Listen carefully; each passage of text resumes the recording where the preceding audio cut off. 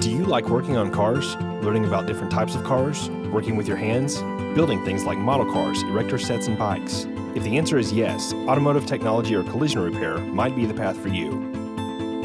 This pathway will prepare you to earn an industry-recognized certification. You can use this as a stepping stone by increasing your potential for employment as you decide the next step towards your future career. My name is Lucio Vasquez. I go to Alvin High School and I'm in 12th grade, senior. We're in collision repair, our second year doing this, our advanced class, paint focus class. We get ICAR certified in safety and first degree in painting and collision non-structural. I plan to go full time as a painter. Anywhere they put me after I go to UTI. I'm really interested in paint and we do a lot of painting here.